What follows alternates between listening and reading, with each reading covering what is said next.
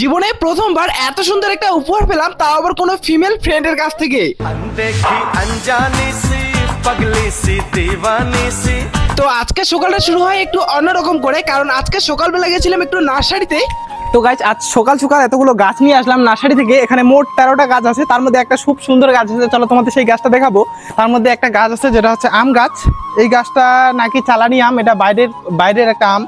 তো খুবই একটা নাকি ভালো আম। এই আমটারই দাম পড়লো প্রায় 250 টাকা। তো 1 বছরের মধ্যে নাকি ফল হবে। দেখা যাক কি হয়, আম গাছটা লাগাবো, 1 বছরের মধ্যে ফল হয় কিনা সেটা তো দেখবোই। আর আমটা নাকি খেতে খুব মিষ্টি। আর বাকি যে গাছগুলো দেখছো এগুলো হচ্ছে ইউ ক্যারেক্টার। এখানে আছে মোট 12টা গাছ আর সাথে এই আম গাছটা। তো আজকে এগুলাই লাগাবো।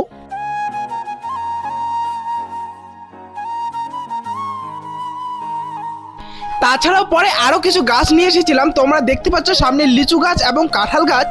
তাছাড়াও বিকালবেলা গেছিলাম কিছু ফ্রেন্ডদের সাথে রিল ভিডিও শুট করার জন্য।